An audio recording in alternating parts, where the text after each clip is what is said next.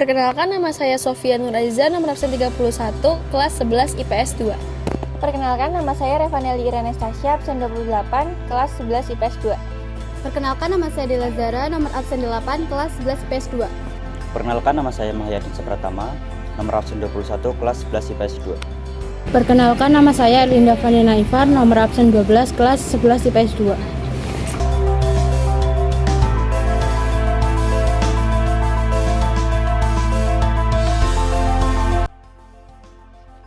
Hai teman-teman, aku ada pertanyaan nih buat kalian.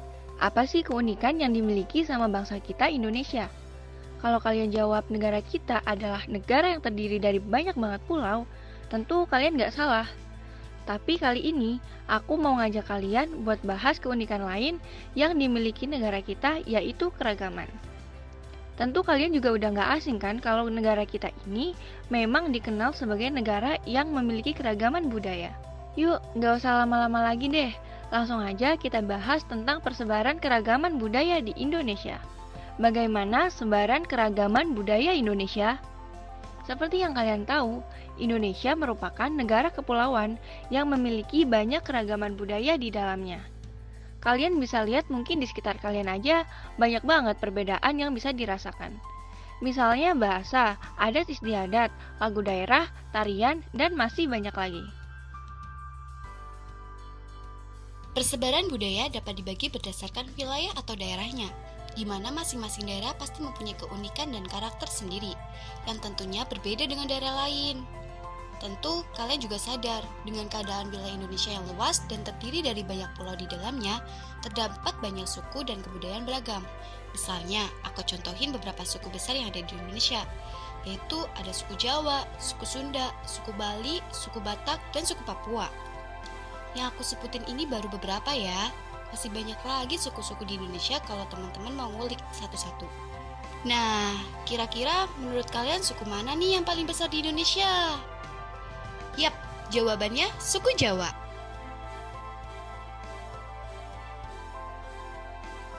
Penyebaran unsur-unsur kebudayaan. Nah, guys, kalian udah paham pasti banyak banget kebudayaan yang ada di Indonesia. Nah, kalian juga pasti udah tahu dong apa itu unsur-unsur kebudayaan. 1. Keragaman suku bangsa menurut Badan Pusat Statistik atau BPS. Suku bangsa adalah kelompok etnik dan budaya masyarakat yang terbentuk secara turun-temurun. Berdasarkan BPS, pada sensus penduduk 2010, Indonesia punya lebih 1.300 suku bangsa. Banyak banget kan? Mungkin seumur hidup kita belum tentu nih bisa ketemu sama semua suku tersebut. Bahasa apa yang sehari-hari yang teman-teman pakai nih? Pernah nggak kalian menemui orang yang punya bahasa yang beda dengan kalian? Menurut Badan Pusat Statistik atau BPS, jenis bahasa daerah di Indonesia mencapai kira-kira 2.500 bahasa daerah. Jumlah tersebut hampir 2 kali jumlah suku bangsa di Indonesia. Dengan jumlah yang sangat banyak itu, menurut kalian nih penting nggak sih buat kita mempelajari bahasa daerah? Keragaman adat dan kesenian. Keragaman suku bangsa di Indonesia menciptakan berbagai jenis adat dan kesenian. Coba teman-teman cari tahu deh, apa contoh kesenian yang ada di daerah kalian. Gak jarang loh satu daerah memiliki lebih dari satu jenis kesenian. Nah, bayangin tuh berapa jumlah kesenian yang dimiliki oleh bangsa Indonesia. Wujud kebudayaan masyarakat Indonesia antara lain seni sastra, seni tari, seni musik, dan seni rupa. Keragaman budaya di Indonesia nggak bisa terlepas dari berbagai bentuk kesenian. Seni sastra mencakup cerita atau dongeng rakyat. Teman-teman pasti mendengar lagu Ampar-Ampar Pisang kan?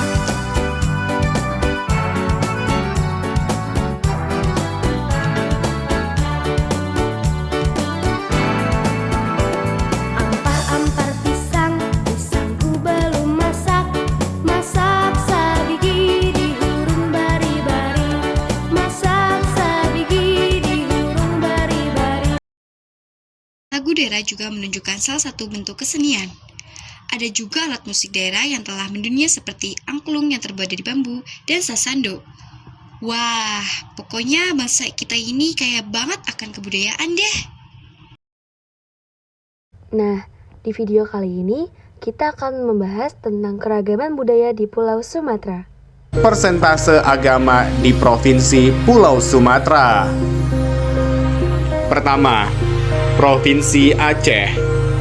Provinsi Aceh seringkali didengar dengan nama Serambi Mekah. Provinsi Aceh memiliki penduduk kurang lebih 5,3 juta jiwa. Persentase keyakinan di Aceh, Islam 98,19%, Kristen 1,12%, Katolik 0,07%, Hindu 0,001%, Buddha 0,16%, Konghucu 0,001%. Kedua, Provinsi Sumatera Utara. Provinsi Sumatera Utara itu memiliki penduduk sebesar 14,8 juta jiwa lumaners. Nah, persentase keyakinan di provinsi ini, Islam 66,09%, Kristen 27,03%, Katolik 3,97%, Hindu 0,11%, Buddha 2,34%, Konghucu 0,01%. Ketiga, Provinsi Sumatera Barat. Nah, di urutan ketiga ada Provinsi Sumatera Barat lumaners. Sumatera Barat mempunyai penduduk sebesar kurang lebih 5,5 juta jiwa. Sumatera Barat mempunyai persentase keyakinan Islam 97,42%, Kristen 1,43%, Katolik 0,83%, Hindu 0,001%, Buddha 0,07%, Konghucu 0,001%.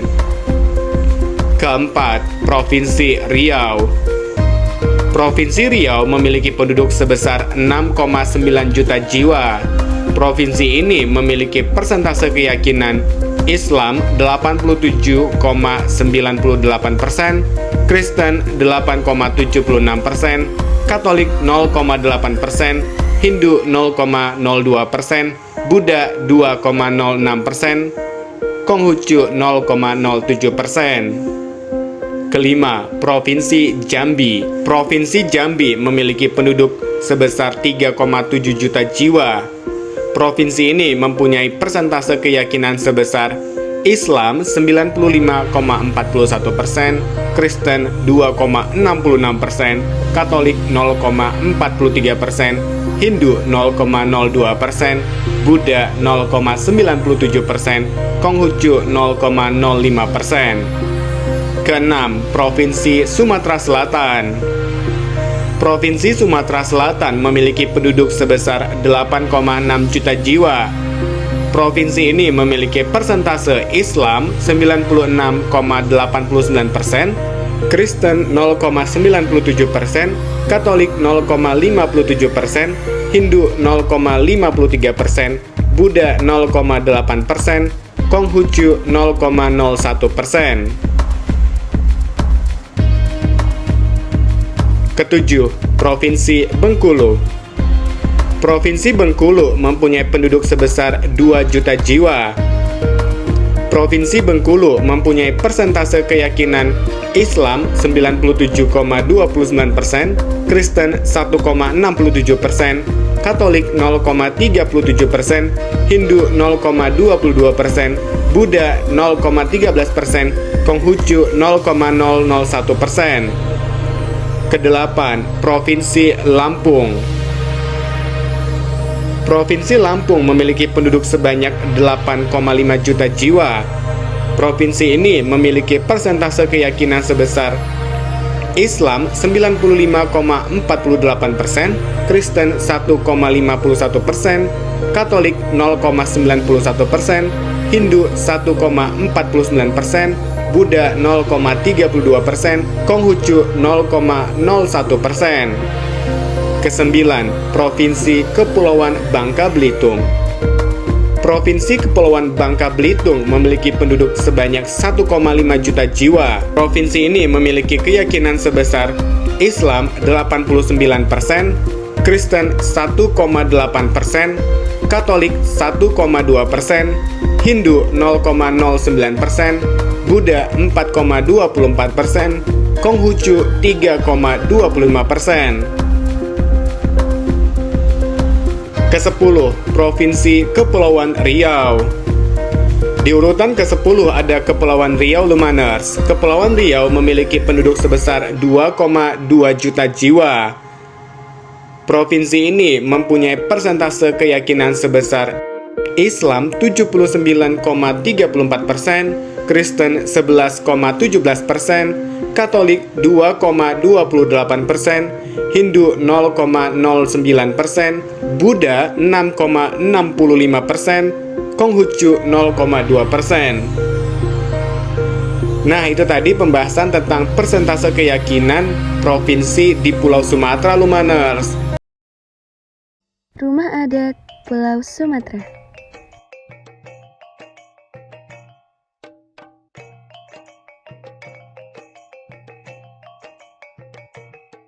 Rumah adat Aceh Krombade. Rumah ini terkenal sebagai rumah anti gempa. Hal ini dikarenakan struktur rumah adat Aceh dibangun tanpa menggunakan paku, melainkan menggunakan teknik sambungan pengikat yang jauh lebih fleksibel. Karena itu, rumah adat Aceh lebih aman dari goncangan akibat gempa. Yang kedua ada rumah balon. Rumah balon merupakan rumah adat suku Batak yang berasal dari daerah di Provinsi Sumatera Utara. Rumah balon menjadi simbol dari identitas masyarakat Batak yang merupakan salah satu suku terbesar di Indonesia. Rumah balon sering disebut juga rumah gargo, merupakan sebuah rumah pertemuan keluarga besar. Yang ketiga ada rumah gadang dari Padang. Rumah adat ini memiliki keunikan bentuk arsitektur dengan bentuk puncak atapnya yang runcing yang menyerupai tanduk kerbau, dan dahulunya dibuat dari bahan ijuk yang dapat tahan sampai puluhan tahun. Namun, belakangan atap rumah ini banyak berganti dengan atap seng. Ternyata rumah gadang ini juga dirancang anti gempa serta tahan guncangan. Keempat ada rumah adat Silaso Jatuh Kembar. Rumah adat Silaso Jatuh Kembar adalah rumah adat khas Riau yang berupa balai Silaso Jatuh. Balai atau rumah adat ini difungsikan sebagai tempat berkegiatan bersama, sebagai tempat pertemuan, tetapi tidak digunakan sebagai tempat tinggal pribadi. Rumah Bubungan 5 adalah rumah adat dari Provinsi Bengkulu. Rumah ini memiliki model seperti rumah panggung yang ditopang oleh beberapa tiang penompang. Rumah ini bukanlah rumah tinggal seperti pada umumnya. Biasanya rumah ini digunakan untuk acara adat masyarakat Bengkulu. Pakaian adat khas Sumatera. Pakaian adat Batak Angkola. Pakaian adat Batak Angkola hampir serupa dengan busana adat Batak Mandailing. Yang membedakan adalah pakaian wanita didominasi dengan warna merah dan dikenakan dengan selendang yang disalempangkan pada badan. Hiasan kepalanya mirip dengan Batak Mandailing. Untuk pria memakai penutup kepala disebut ampu. Ampu memiliki bentuk khas dan merupakan mahkota yang biasanya digunakan raja-raja di Mandailing dan Angkola pada masa lalu.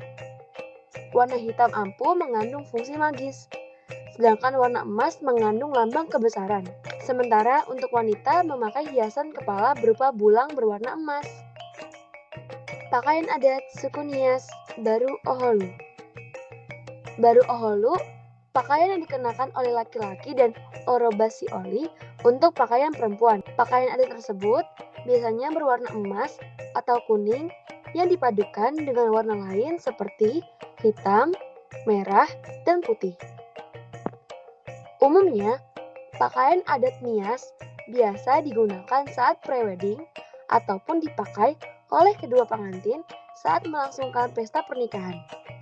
Penggunaan baju adat menandakan bahwa pernikahan tersebut dilangsungkan secara sah dan sesuai tahapan adat istiadat yang dijalankan oleh masyarakat Nias. Pakaian adat Sumatera Utara khas Batak Toba. Pakaian adat Batak Toba terbuat dari kain ulos atau kain tenun tradisional mulai dari bagian atas sampai bawah. Pakaian adat pria bagian atas disebut ampe-ampe dan bagian bawah disebut singkot. Sementara untuk perempuan, bagian atas berupa hoba-hoba dan bagian bawah adalah haen. Mengenakan busana ini juga dilengkapi dengan aksesoris berupa penutup kepala pada laki-laki yang disebut bulang-bulang dan pengikat kepala atau tali-tali pada perempuan serta memakai selendang ulos. Bagi orang-orang Batak Toba, ulos memiliki arti khusus.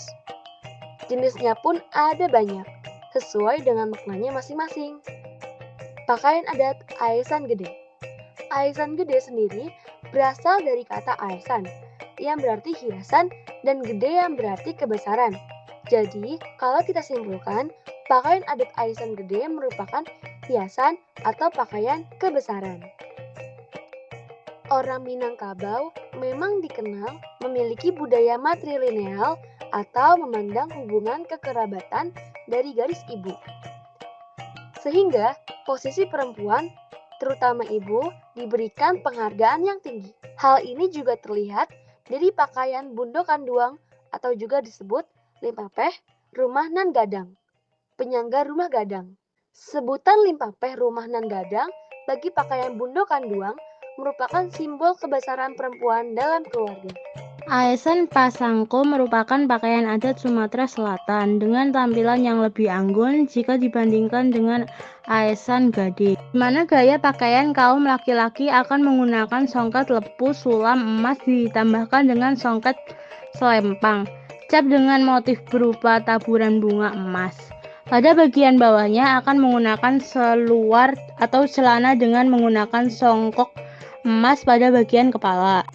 Kemudian untuk busana dari kaum perempuan akan menggunakan baju karung atau dodot merah yang bertabur motif bintang emas, ditambahkan dengan tirai tertutup dada. Senjata tradisional Pulau Sumatera. Senjata tradisional khas Sumatera ini bernama kerambit atau kurambia. Ini senjata tradisional Minangkabau. Kerambit merupakan senjata tradisional berupa pisau kecil melengkung yang sangat tajam. Gagang kerambit biasanya terbuat dari tanduk binatang, kayu yang keras, atau dari gading. Jika dilihat sekilas, kerambit berbentuk melengkung yang menyerupai kuku harimau. Rupanya, bentuk ini memang terinspirasi dari kuku harimau, dan erat kaitannya dengan legenda Cindaku, yaitu seorang Minang yang bisa berubah menjadi harimau. Kerambit termasuk senjata yang mematikan, namun sangat praktis dibawa karena bentuknya yang kecil dan tipis. Sebagaimana senjata tradisional pada umumnya, kerambit asli juga diyakini memiliki kekuatan magis. Seseorang yang terkena sayatan kerambit akan mengalami luka dalam. Kudok, jenis senjata tradisional Sumatera Selatan lainnya yang sampai saat ini masih eksis, yaitu apa yang disebut dengan nama kudok. Kebiasaan membawa kudok bagi para bujang hingga saat ini masih ada, khususnya pada adat budaya masyarakat Pagar Alam Hulu. Kudok adalah sebilau pisau kecil yang bentuknya mirip badik Lampung. Bilahnya ditempa dari bahan logam bermutu tinggi, sedangkan gagang dan sarungnya terbuat dari kayu jati. Sumpitan. Sumpit atau sumpitan juga digunakan di Sumatera Barat dan digunakan dalam berburu dan pertempuran lapangan untuk menyerang jarak jauh. Kelebihan dari senjata tradisional Padang Sumatera Barat ini adalah dapat memberikan daya tembak dengan akurasi hingga 200 meter. Sumpitan tidak hanya digunakan sebagai senjata tradisional di Sumatera Barat, tetapi juga oleh masyarakat Dayak di Kalimantan. Sumatera juga terkenal dengan makanan khasnya yang mendunia, yaitu ada rendang. Rendang adalah masakan daging yang berasal dari Minangkabau, Sumatera Barat, Indonesia. Proses memasak rendang dengan suhu rendah dalam waktu lama menggunakan santan dan aneka rempah-rempah khas Indonesia yang sedikit pedas sehingga menambah kekhasan dan kelezatannya. Sate Padang. Sate Padang adalah sebutan untuk 3 jenis varian sate di Sumatera Barat, yaitu sate Padang, sate Padang Panjang, dan sate Pariaman. Sate Padang memakai bahan daging sapi, lidah, biji, atau jeroan, jantung, usus, dan tetelan. Dengan bumbu kuah kacang kental yang ditambah dengan cabai yang banyak sehingga rasanya pedas. Dendeng. Ciri khas dendeng balado adalah irisan tipis dan lebar daging sapi yang dikeringkan kemudian digoreng kering. Tahapan berikutnya, daging yang sudah digoreng diberi bumbu balado.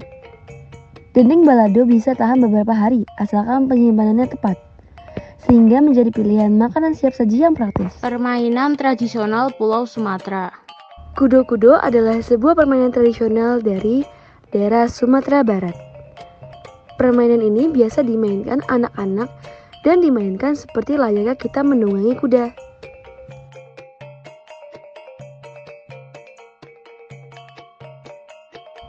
Mancik-mancik. Mancik dalam bahasa Indonesia berarti tikus. Dikutip dari situs resmi Kemendikbud, mancik-mancik adalah permainan yang dimainkan anak-anak yang berjumlah sekitar 10 sampai 15 orang. Pemain akan bersembunyi seperti mancik di pojok-pojok rumah atau pada tempat-tempat yang memungkinkan mereka untuk bersembunyi. Sementara itu, seorang anak bertugas mencari teman-temannya yang lain, yang dilakukan secara bergiliran. Secara sosial, meskipun permainan ini bersifat hiburan, namun mengajarkan untuk hidup bergotong royong dalam menghadapi persoalan-persoalan yang tumbuh di tengah masyarakat. Sepak tekong atau sipak tekong adalah permainan tradisional yang berasal dari Sumatera Barat. Sepak tekong adalah bahasa Minang, di mana sepak berarti menendang atau menyipak, dan tekong adalah kaleng. Tarian Pulau Sumatera. Tari campak. Tari campak merupakan tarian dari daerah Bangka Belitung yang menggambarkan keceriaan bujang dan dayang di Kepulauan Bangka Belitung. Tarian ini biasanya dibawakan setelah panen padi atau sepulang dari ume. Tari ini digunakan juga sebagai hiburan dalam berbagai kegiatan seperti penyambutan tamu atau pada pesta pernikahan di Bangka Belitung. Tarian ini berkembang pada masa pendudukan bangsa Portugis di Bangka Belitung. Hal ini bisa dilihat dari beberapa ragam pada tari campak antara lain akordion dan pakaian pada penari perempuan yang sangat kental dengan gaya Eropa.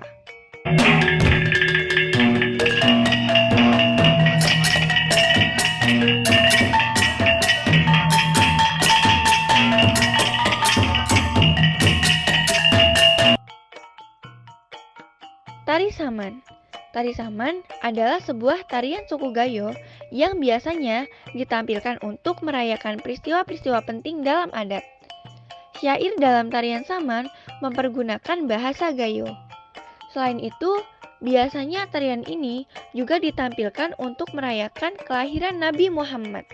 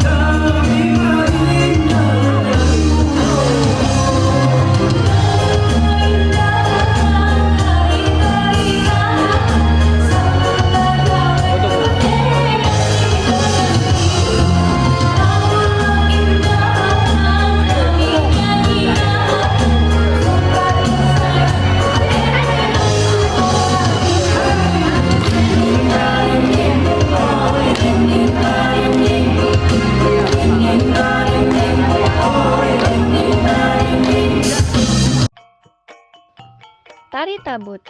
Tari Tabut merupakan tari kreasi yang bersumber dari ritual tabut, yaitu suatu ritual yang berasal dari Islam Syiah, tetapi telah tumbuh dan berkembang menjadi budaya khas masyarakat Kota Bengkulu.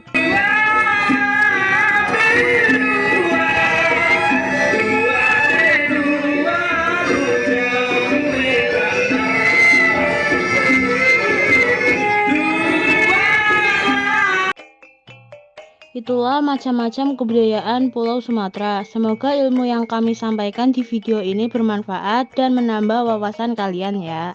Terima kasih teman-teman, sampai jumpa.